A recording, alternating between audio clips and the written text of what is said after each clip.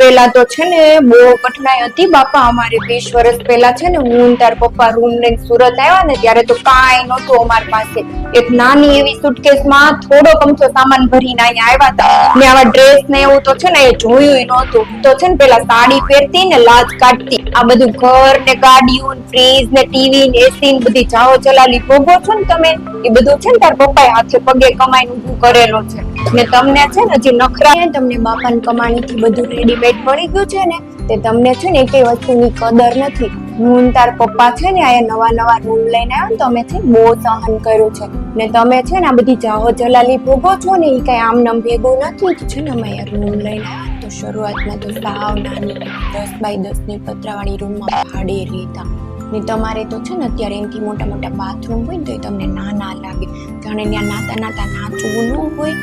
ધાબાવાળી રૂમો ક્યાં હતી તે ધાબાવાળી રૂમોના તો નામ ન લેવાતા એવા ભાડા હતા ને ભાડા ભરવાના પૈસા જ ક્યાં હતા કોઈ પાસે અમે તો કપડાય તે છે ને આ દિવાળી થી ઓલી દિવાળી એક જોડી માંડ લેતા ને 100 રૂપિયાની જોડી કપડા આવતા પણ કપડા લેવાના કોઈ પાસે પૈસા હોવા જોઈએ ને પહેલાના જમાનામાં ત્યાં હાવ એવું હતું તો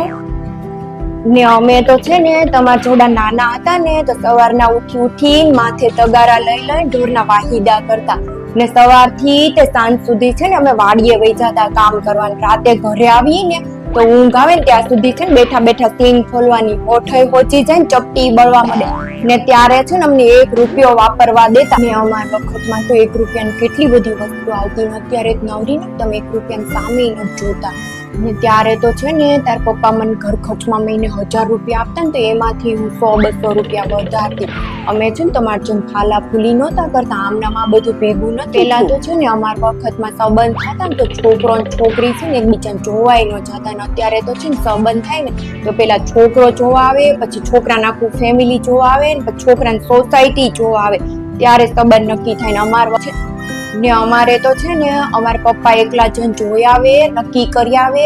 ને પછી ઘરે આવીને ફોટો બતાવીને કે જો આને યારે નક્કી કર્યું છે ને અમને તો છે ને લગ્ન થતા હોય ને ઘરે જાન લઈને આવે ને ત્યારે માંડવા મોઢું જોઈને ખબર પડે કે ઠેક આજ આપડા એક ગોલ્લો ને બાદશાહ દાંત શું કાઢો છો ડોબાજી હોવ પેલા ને એવું જ હતું અત્યારની જેવું નહોતું ને અત્યારે તો છે ને સંબંધ થાય ને તો સગાઈ થી તો લગ્ન ની વચ્ચે તો છે ને છોકરો છોકરીને ફેરવી પોતાના બાપાની અડધી પ્રોપર્ટી વેચાવી નાખે ત્યારે માંડ લગ્ન થાય આમ જો તો હું એકલી બક કરું છું ની ત્રણેય ભાંડોડા તો જો પોતાના ફોનમાં મોઢા નાખીને બેહી ગયા છે શરમાતા નથી તમે જરી કે હું કઈ એકલી બબડું છું